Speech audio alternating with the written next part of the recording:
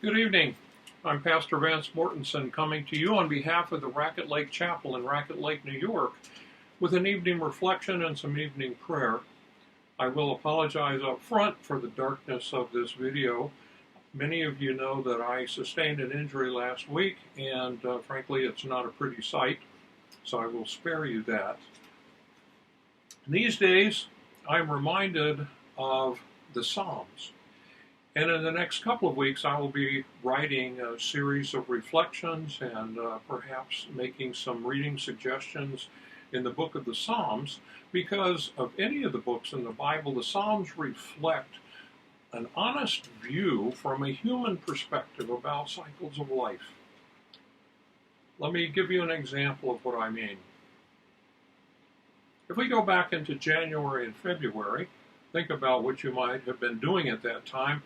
I know that I had just gotten a new pair of snowshoes, and I was out snowshoeing, and things were going along great. Normal course of life in any winter here in the Adirondacks, cold and snow. But I had found a new interest in going back to snowshoeing. I probably have not snowshoed that much in 15 or 20 years. Things were going along pretty swimmingly. And then we began to get news of a serious illness breaking out in New York City. Life had changed. Things were not normal anymore. We had entered into a new cycle of life and our experience. Well, for me personally, the first thing that I noticed is when I went out for walking just by myself or snowshoeing or taking the dogs, there was nobody outside.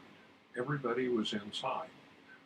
Being fortunate enough to live in a small rural community, it's not unusual to go for a walk and not see anybody, even in the best of times. I will admit that sometimes I feel a little disappointed when I'm out in the woods and actually meet somebody. I'm so used to being by myself. Things had definitely changed. We were spared the onslaught of this ferocious virus here in the North Country. And for that I am thankful, but I also feel deeply sorry for all the people who have suffered in more urban locales. We are now looking at, from January to February, the change coming in March into April. The virus is getting more and more widespread. More and more people are getting sick. This is indeed unprecedented times. Well, as time has moved on here in New York, we have been fortunate to see for almost 2 months a great reduction in the number of new COVID-19 infections. We're entering into a new phase, a third phase. And that phase we might call our new normal. We're not going back to the way things were. That is just not possible. Now, what does this have to do with the Psalms? The very esteemed Old Testament scholar Walter Brueggemann captured my attention many years ago with his study of the Psalms, and he broke the Psalms into 3 categories. Again, remembering that the Psalms are a very true human reflection on what life is like. Well, the first phase, this would be back in January and February, is what we call a time of orientation. Things are where they're supposed to be. Life is moving along smoothly. Things are going well, both as a community and personally. But then something happens, something drastic, which changes all of that. Well, there are also a group of Psalms that talk about this second cycle of life of disorientation. Normal is not here anymore. Schools are closed. People are getting sick. Businesses are closed. People are being laid off of work. We're having shortages of medical supplies and food.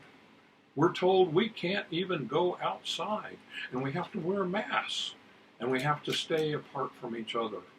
Not normal times. This is new territory again. That's expressed very eloquently in many of the Psalms. I would like to think that, especially here in New York, in the North Country, as we enter the month of August and we look at what's happening, things have calmed down. We're getting used to this new reality. Things are becoming a little more solid. And we're entering that third phase that Walter Brueggemann might call a reorientation or a new orientation. The Psalms point out very clearly that we can't go back. We're changed. And I hope that we have been changed for the good. In the coming weeks, I want to write more about that, and you're welcome to go to the Racket Lake Chapel website. Our webmaster is diligently putting on these videos onto that site and also the little weekly newsletters. But I promise that through the end of the summer, we're going to be exploring Psalms. The Psalms of orientation, the Psalms of disorientation, and the Psalms of a new orientation. Now that reminds me, is for some reason, a number of poets come to mind after looking at the Psalms, because of course the Psalms are prayers and poems themselves. The reading tonight may be a little unusual, but I'm going to read a poem to you that's called Psalm 12, and that was written by Emily Dickinson, the very famous American poet. Psalm 12. Lord, if thou dost not soon appear, virtue and truth will fly away. A faithful man amongst us here will scarce be found if thou delay. The whole discourse, when neighbors meet, is filled with trifles, loose and vain.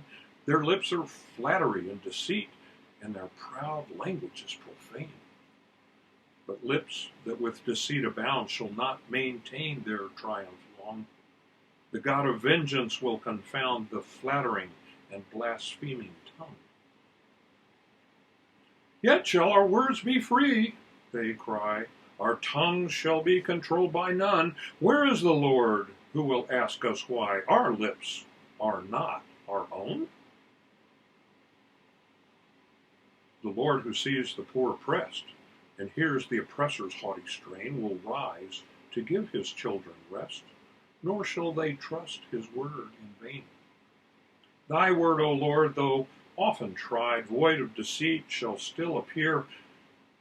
Not silver 7 times purified from dross and mixture shines so clear. Thy grace shall in the darkest hour defend the holy soul from harm, though when the vilest men have power, on every side will sinners swarm.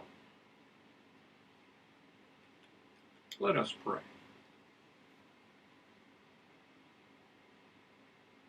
Oh God, we come to you this night as a community of faith, as people have come to you, calling you by many names and many languages for thousands and thousands of years.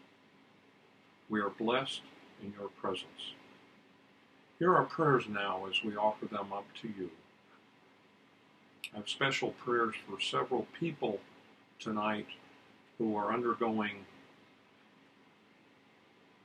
cancer treatment, who are undergoing uncertain diagnoses about cancer.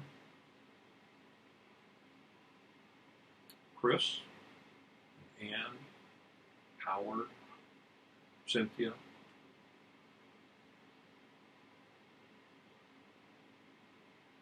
I know people who are recovering from serious injuries that have affected them for 6 or 8 months.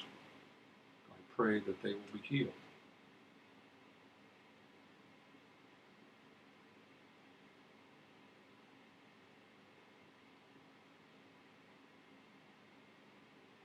Give you thanks, Lord, that my own injuries appear to be on a good path.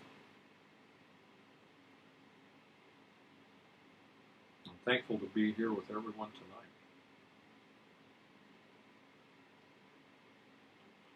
Would you all please join me in saying the Lord's Prayer? Our Father, who art in heaven, hallowed be thy name. Thy kingdom come, thy will be done on earth as it is in heaven. Give us this day our daily bread, and forgive us our trespasses as we forgive those who trespass against us. Lead us not into temptation, but deliver us from evil. For thine is the kingdom and the power and the glory forever and ever. Amen. May the Lord bless you and keep you, and may the Lord's face shine upon you and bring you peace this night and forever. Go now in peace.